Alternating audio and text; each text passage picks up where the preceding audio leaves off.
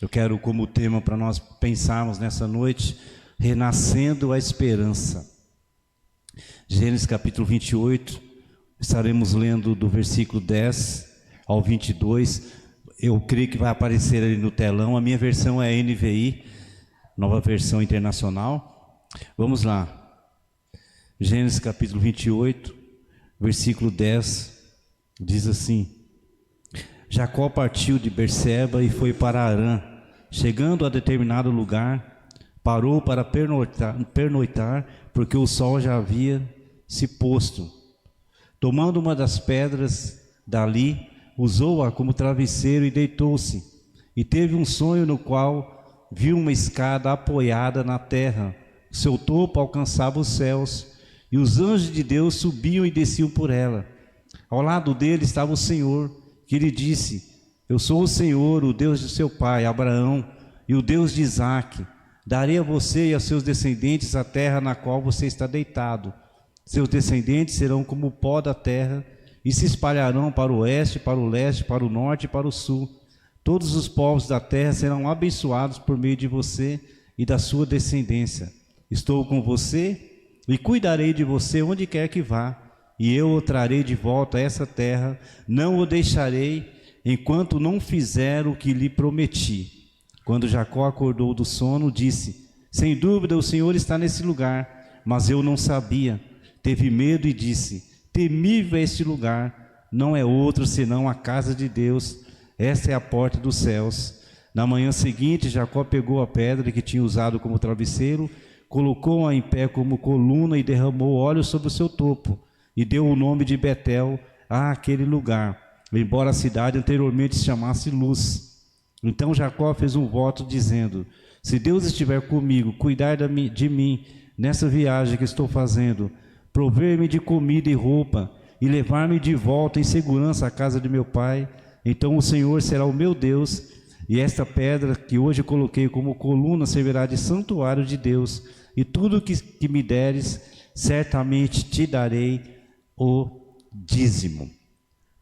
Essa passagem da Bíblia, bastante conhecida, fala de um recomeço, de um homem peregrino que sai da sua terra, da segurança dos seus parentes, no momento crítico ali da sua vida, um jovem, e precisa ir para um lugar estranho, recomeçar a sua vida num local um local incerto, onde ele não sabia o que iria acontecer na vida dele.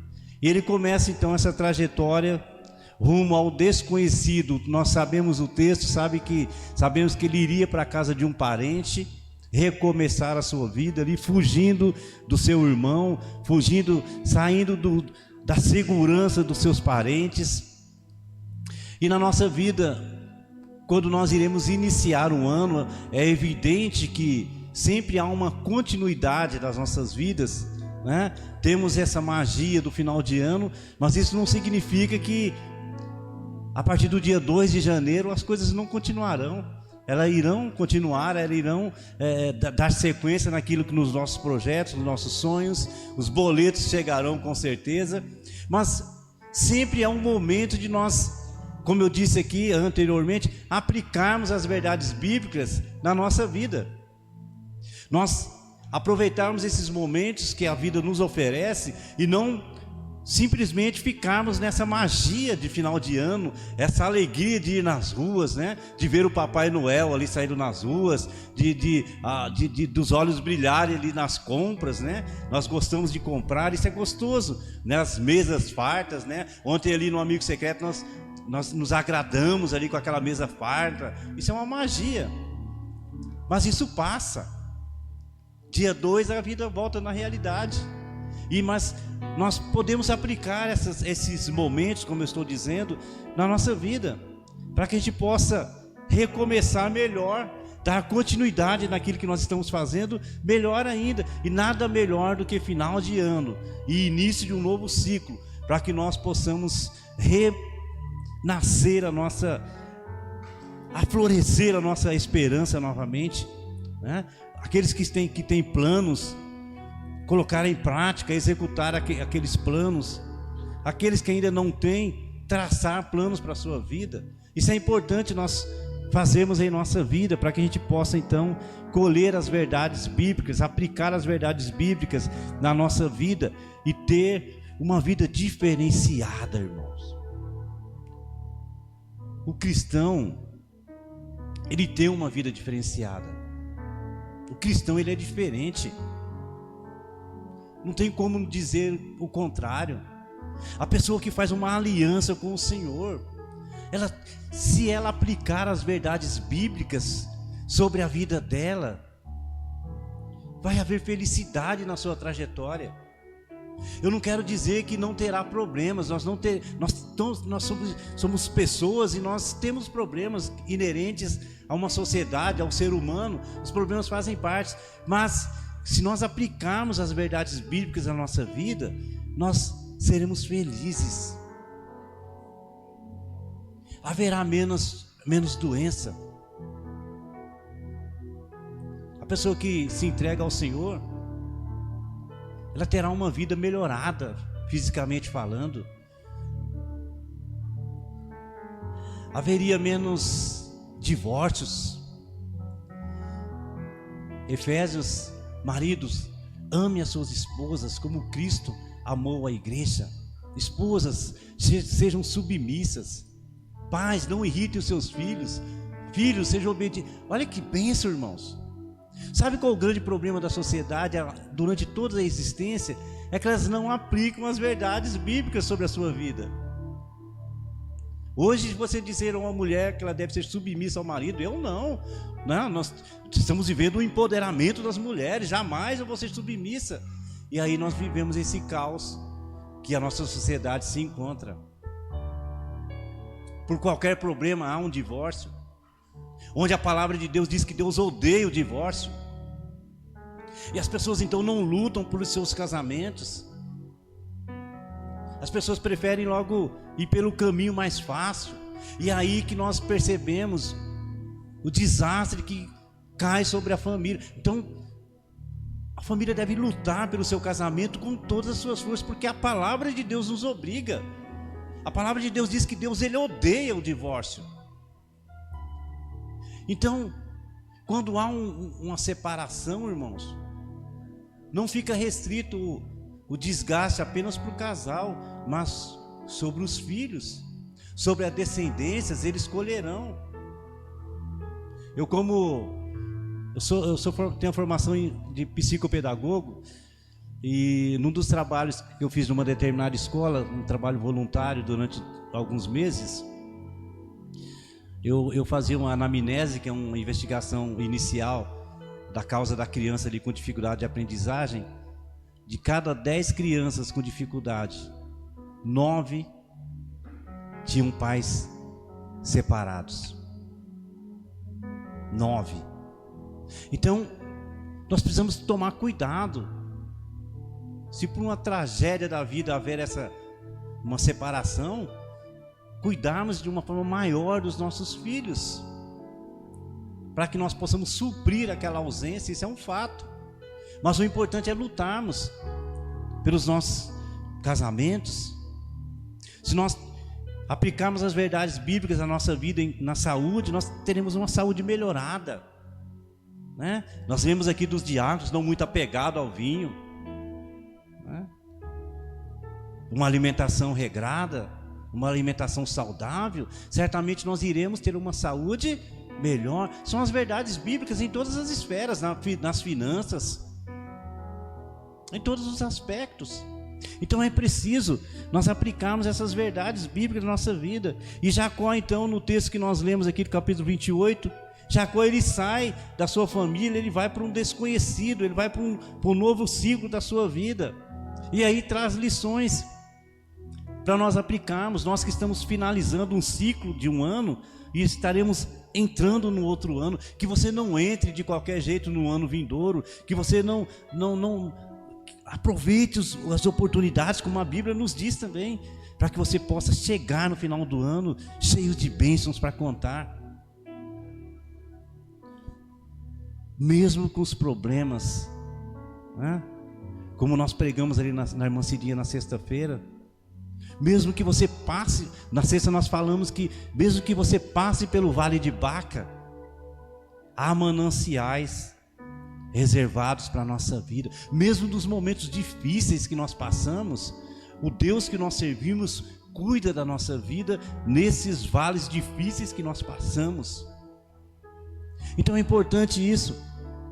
E eu quero extrair algumas lições desse período breve que nós temos aqui para a gente aplicar em nossas vidas, nesse período de festa, nesse período de Natal, nesse período de alegria.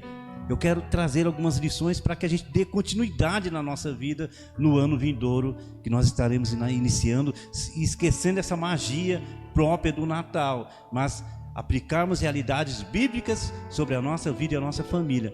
Primeira lição que eu quero trazer para você, baseado nesse texto de Jacó, que está sendo um recomeço para a vida desse jovem.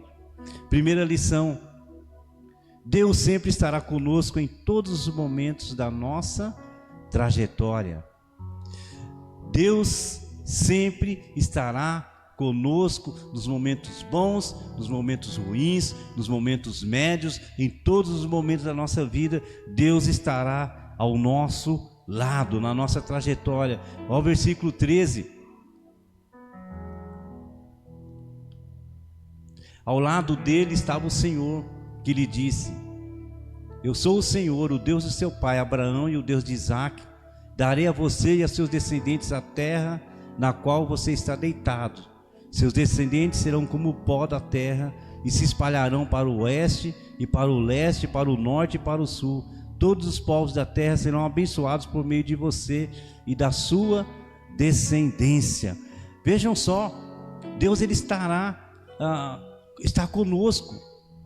Ele não nos abandona em momentos nenhum.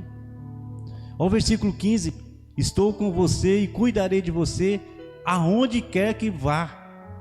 Eu o trarei de volta a essa terra, não o deixarei enquanto não fizer o que lhe prometi. Deus ele tem promessas maravilhosas para a nossa vida, e ele não nos abandona em qualquer momento.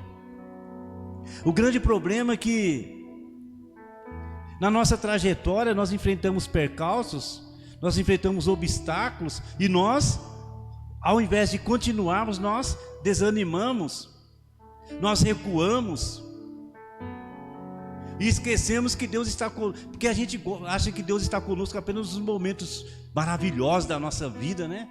Mas não, Deus está em todos os momentos, e principalmente quando nós passamos por momentos difíceis, alguns momentos complicados na nossa vida, pode ser Deus trabalhando no nosso ser, para mudar algo que precisa ser mudado. Deus ele sempre está conosco, em todos os momentos, na fornalha, na alegria. Deus não nos abandona. Deus estará conosco em todos os momentos. Atos 1:8: mas receberão poder quando o Espírito Santo descer sobre vocês, e serão minhas testemunhas em Jerusalém, em toda a Judéia e Samaria e até os confins da terra. A presença do Espírito Santo sobre a nossa vida é a presença do próprio Deus em nós. Por isso que nós passamos por dificuldades, por isso que nós passamos por adversidades e estamos em pé.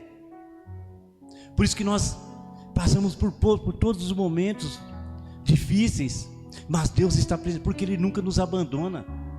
Como o texto de Gênesis fala, Ele nunca nos deixa só, Ele sempre estará conosco. Não o deixarei enquanto não fizer o que Ele prometi. Deus ele tem promessas para as nossas vidas, por isso que nós devemos continuar firmes e fortes na presença do nosso Deus e não vacilar, jamais recuar. Lá em Hebreus diz que Deus ele não se agrada daqueles que recuam, que retrocedem, porque o Deus que nós servimos nos quer sempre para frente.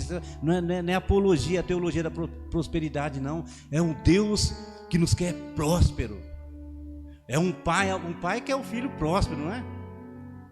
E é o Deus que nós servimos, é o pai que quer o filho, os seus filhos felizes, prósperos. A própria natureza revela a prosperidade do Senhor sobre a nossa vida. Então pegue isso, irmãos. Não tem idade para você prosperar. Eu vi um vídeo essa semana que eu fiquei feliz, de um médico, um homem de 74 anos, já formado, já aposentado, economista, que está realizando um sonho dele fazendo medicina, está no 5º ano de medicina, 74 anos, e ele, no depoimento, ele disse que quando ele se formar, ele vai servir numa cidadezinha pequena lá, voluntário, para aquelas pessoas que não têm condições. Isso é bênção.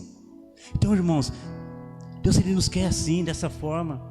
Segunda lição: a presença de Deus em nossa vida faz com que a prosperidade seja uma constante em nossa vida. Como eu estou dizendo, a presença do Senhor faz com que a prosperidade faça parte da nossa existência, seja uma constante na nossa vida. Versículo 13 ao 15, que nós lemos aqui, ó: darei a você e a seus descendentes a terra na qual você está deitado. Estou com você e cuidarei de você, onde quer que vá. Então, irmãos, essa presença, lá em Provérbios 10, 22, um texto bem citado: as bênçãos do Senhor enriquecem sem acrescentar dores. A bênção do Senhor, ela faz parte da nossa existência. Apenas você estando com o Senhor, Deus já te abençoa. Olha o versículo 20, capítulo 28 de Deuteronômio, do versículo 1 ao 6.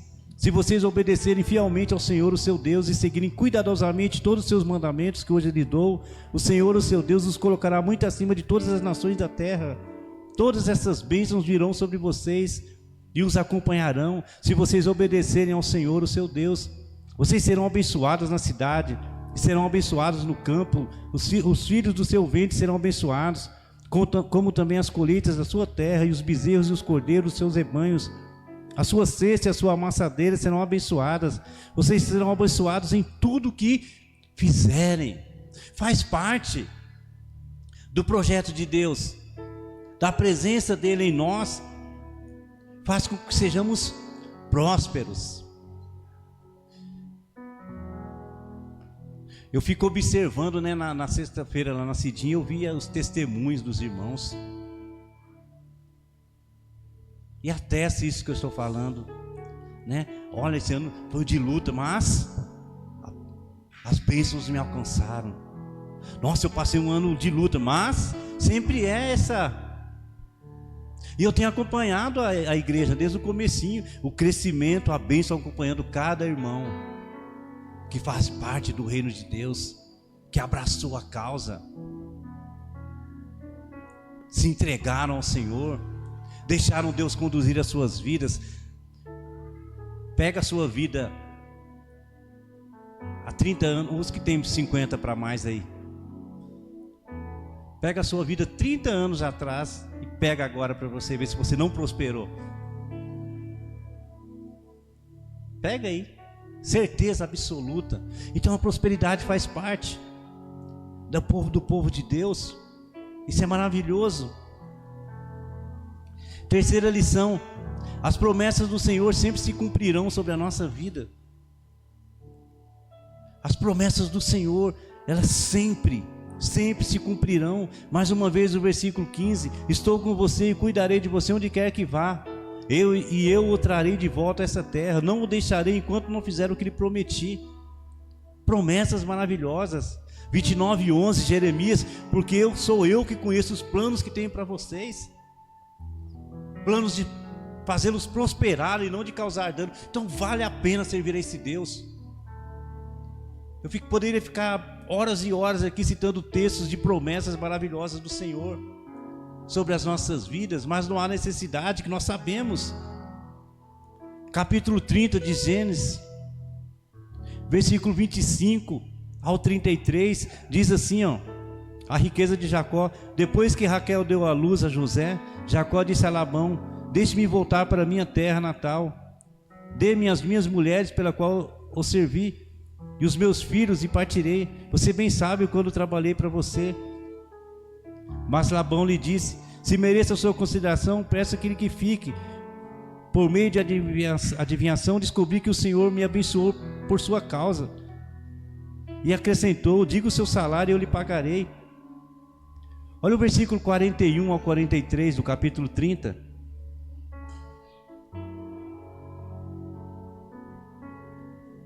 Toda vez que as fêmeas mais fortes estavam no cio, Jacó colocava os galhos dos bebedouros em frente dos animais, para que se acasalassem perto dos galhos. Mas os animais eram fracos. Mas se os animais eram fracos, não os colocava ali. Desse modo, os animais fracos ficavam para Labão e os mais fortes para Jacó. Olha o versículo 43. Assim um homem ficou extremamente rico, tornando-se dono de grandes rebanhos e de servos e servas, camelos e jumentos. Jacó, ele vai servir, vai trabalhar de escravo para o tio. Mas a palavra de Deus, as promessas do Senhor sobre a vida de Jacó se fez presente. E o texto fala que mesmo ele trabalhando ali para o tio explorando, ele sai riquíssimo dali. E é assim em nossas vidas. As promessas de Deus se cumprem sobre nós. Vale a pena servir ao Senhor. Vale a pena você fazer uma aliança com o Senhor. Olha o que diz Jeremias, capítulo 31, versículo 2 ao 9, diz assim: assim diz o Senhor, o povo que escapou da morte achou favor no deserto. Quando Israel buscava descanso, o Senhor lhe apareceu no passado, dizendo: eu a amei com amor eterno, com amor leal a atraí. Eu a edificarei mais uma vez, ó filho de Israel. Você será reconstruída mais uma vez. Você se enfeitará com guizos e sairá dançando com os que se alegram. De novo você plantará videiras nas colinas de Samaria, videiras antes profanadas pelos lavradores que as tinham plantado.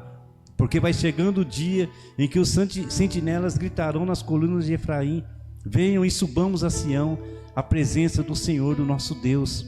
Cante de alegria por causa de Jacó, gritem exaltando a principal das nações. Proclame e deem louvor, dizendo: o Senhor salvou o seu povo, o remanescente de Israel. Vejam, eu os trarei da terra do norte e os reunirei dos confins da terra. Entre eles estarão o cego e o aleijado, mulheres grávidas e em trabalho de parto. Uma grande multidão voltarão com choro, mas eu os conduzirei em meio às consolações, e eu os conduzirei às correntes de água por um caminho plano, onde não tropeçarão, porque sou pai para Israel, e Efraim é meu filho mais velho. Há promessas maravilhosas para a nossa vida. Vale a pena, jovem, servir ao Senhor. Feliz por esses jovens espalhados aí, ó. Um punhado aqui, outro. Vale a pena. Vocês irão colher as bênçãos do Senhor. Vocês irão colher. As famílias, os pais de vocês, os avós de vocês se orgulharão de vocês. Vale a pena. Por isso que eu trabalho. Eu estou no ministério. Me converti em 2001. Ministério pastoral desde 2013, sem parar. Me formei em 2013, nós estamos em 2024, sem parar, porque vale a pena. Eu sei o que estou falando. Os cabelos já caíram, que deixe cair, mas vale a pena. Ver um jovenzinho desse crescendo na presença do Senhor, vale a pena. Pai, mande os filhos para a igreja, para que os pastores, os diáconos cuidem deles, porque as promessas do Senhor se cumprirão sobre a vida deles. Quarta e última lição: a fidelidade ao Senhor deve fazer parte constante da nossa vida de adoração. Não troque Deus por nada. A fidelidade ao Senhor em todos os aspectos deve fazer parte constante da nossa vida de adoração. Versículo 20 ao 22. Então Jacó fez um voto dizendo: se Deus estiver comigo, cuidar de mim nessa viagem que estou fazendo, prover-me de comida e roupa, e levar-me de volta em segurança à casa de meu pai, então o Senhor será o meu Deus, E essa pedra que hoje coloquei como coluna servirá de santuário de Deus. E de tudo que me deres, certamente te darei o dízimo. Vejam só. Vamos lá no capítulo 35, para a gente estar fechando esse monólogo. Lucas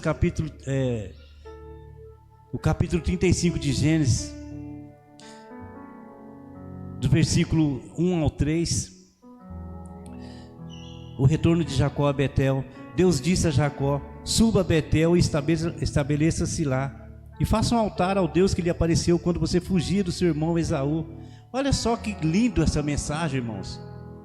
Jacó agora já está voltando, e Deus fala: faça um altar, o Deus que apareceu quando você estava fugindo. Vejam o 2: disse, pois, Jacó de sua casa e a todos que estavam com ele: livre-se dos deuses estrangeiros que estão entre vocês, purifiquem-se e troquem de roupa. Venham, vamos subir a Betel, onde farei um altar ao Deus que me ouviu no dia da minha angústia e que tem estado comigo por onde eu tenha andado. Na angústia, Jacó clama ao Senhor, e Deus esteve com ele. Olha o versículo 9 ao 14.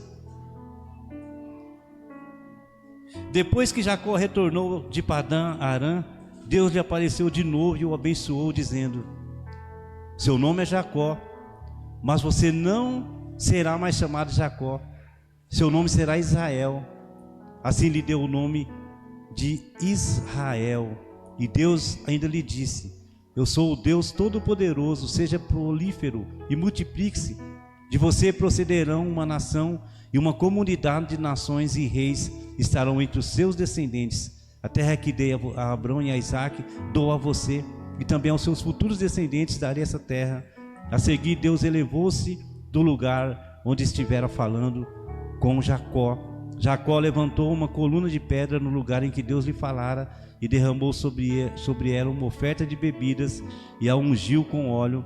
Jacó deu o nome de Betel ao lugar onde Deus tinha falado com ele. Resumindo, Deus cuidou de Jacó durante toda a sua trajetória, e é o que Deus faz conosco. Ele cuida das nossas vidas. Deus, ele não nos abandona em momento nenhum. Jacó, quando sai de Arã, faz um voto a Deus e passa por todos aqueles problemas que nós conhecemos, mas no final da sua vida ele retorna para o lugar como ele tinha pedido a Deus, e Deus então abençoa a vida de Jacó, como ele tem feito sobre as nossas vidas, como ele tem feito comigo e com você. Talvez você esteja passando por um momento difícil da sua vida, mas saiba que Deus está cuidando desse momento e que ele vai abençoar a sua vida. Com Deus nós não perdemos jamais. Com Deus nós somos mais do que vencedores. Quando cessar a nossa existência aqui na terra, nós temos um lar precioso preparado por Deus para cada um de nós, que olhos nenhum viu e ouvidos nenhum ouviram, o que Deus tem para cada um de nós, para mim e para você. Então vale a pena fazer esse pacto com o Senhor. E eu quero pedir que o grupo cante aquela música Rei do Meu Coração, para que a gente possa